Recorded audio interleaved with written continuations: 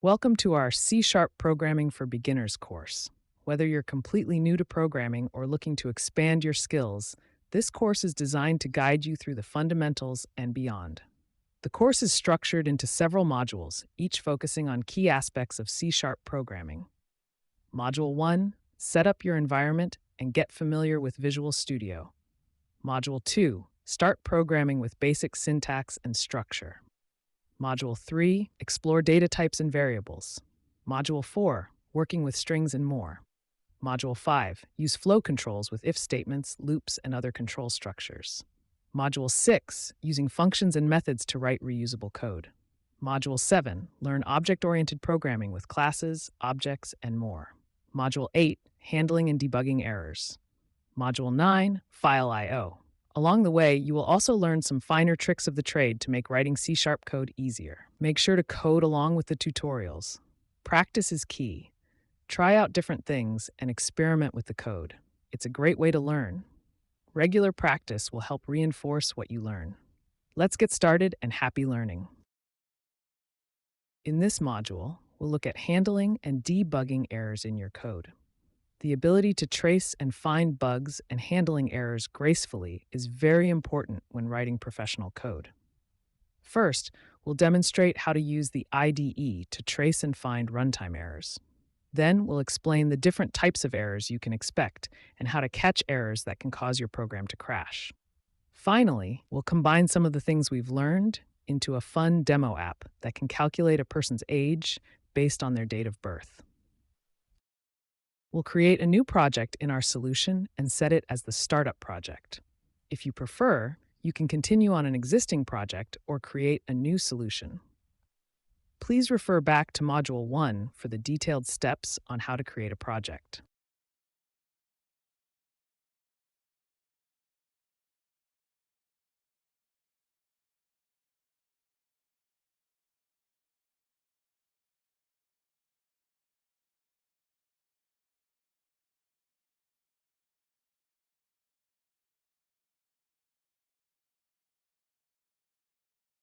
In this example, we're demonstrating debugging your code. We created some very simple code that calls a method to add two integer values together. The example is a bit silly, but you can imagine more complex code. Here, in the add method, we explicitly made an error. We subtracted b from a instead of adding them together. When we run this code, we get the incorrect result. It should have displayed 10 plus 5 is 15. Now let's see how we debug this code. We suspect the bug lies in line 9, where we add the integers together.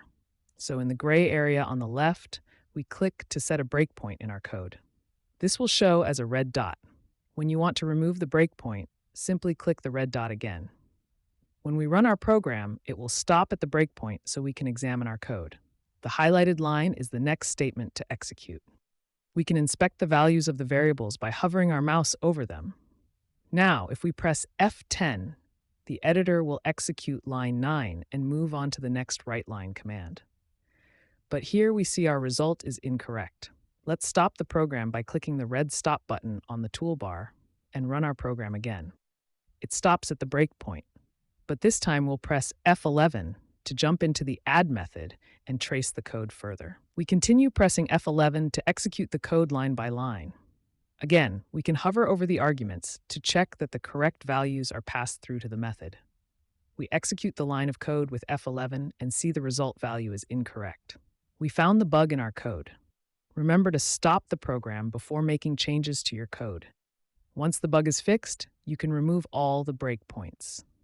The step over, step into, and remove all breakpoints actions are also available from the debug menu. There are three basic error types: the syntax error, the runtime error, and the logical error. We need to be aware of these errors and correctly deal with them while coding and testing our application. Syntax errors are common, and we encounter them all the time. This could be a misspelled keyword, or missing parentheses, or semicolon. These types of errors appear in the error list, and we can correct them before building the code. The second type of error is the runtime error. These types of errors occur when your code compiles and runs, but some calculation or function make the application crash. It could be as simple as dividing by zero or trying to write to a file where you have no access. There's a way to deal with runtime errors, catch them, and respond appropriately without crashing the app.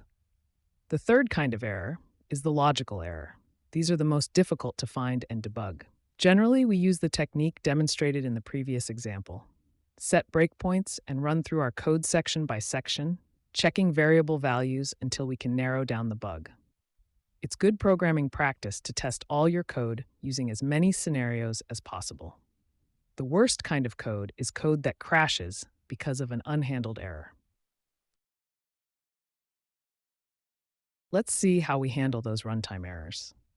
In this example, we'll demonstrate a simple division by zero error.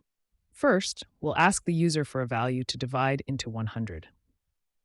Then we use the int's try_parse method to try and convert the string input to a new int variable. If it fails to convert the string to a number, we set the divider variable to 0. In line 12, we call the divide 100 by method with whatever is in the divider variable. The method tries to divide 100 by the argument that was passed to it and displays the result. Let's see what happens. We'll input some string value like ABC and press enter. Our application crashes. The place where the error occurred is highlighted, and the error message, attempting to divide by zero, is displayed. The code failed to convert ABC to a number and set the divider to 0. Then pass that 0 to the divide 100 by method. Let's catch this error by placing our method's code inside a try-catch block. Here we say, try to execute this block of code. Then, if an error occurs, look at the catch block. This catch block is specifically looking for the divide by zero exception. Once that occurs, it displays the message invalid input. You may add as many catch blocks as you need to handle each individual type of exception differently. Let's run the code again. Now when we enter ABC, our code doesn't crash but displays an appropriate message. If we just want to catch any or all errors, we can use the catch any exception type in the catches parentheses. Then we can display the exception's error message. When we run this and enter ABC, we get the exception message, attempted to divide by zero. If you really don't need to know the specifics of the error that occurred, you can simply omit the catches parentheses altogether and display some generic error message.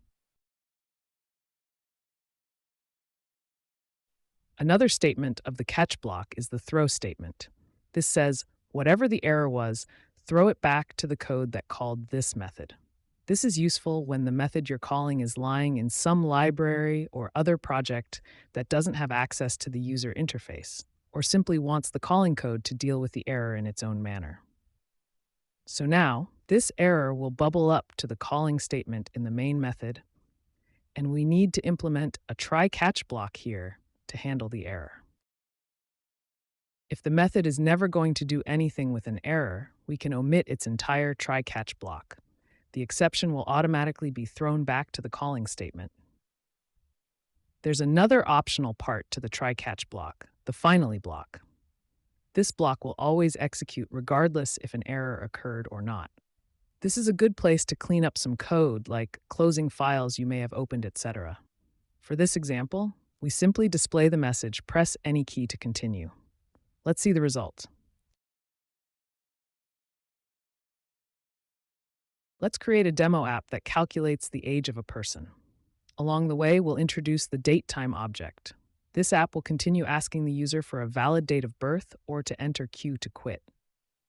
From line 7 in the main method, we create a string to hold the user's input. Then we start looping with a do-while loop. We ask the user for their date of birth or Q to quit. Then we read the user's input. Since the user can input just about anything, we need to validate the input in a try-catch block. In line 15, in the try block, we attempt to convert the user's input to a datetime object. Notice we use the var keyword here, since the right side of the assignment already tells us that the birth date will be a datetime object. Right here, our code could cause an exception if the user's input was not a valid date. In that case, the catch statement will handle the error and display invalid date format. Then, it loops again, asking for the date of birth or Q. Otherwise, in line 16 of the try block, it calls the calculate age method and gives it the user's birth date. This method will return a string telling us the age in years and months. Line 17 simply displays this string. Now let's look at the calculate age method. This is one type of algorithm to calculate the age of someone.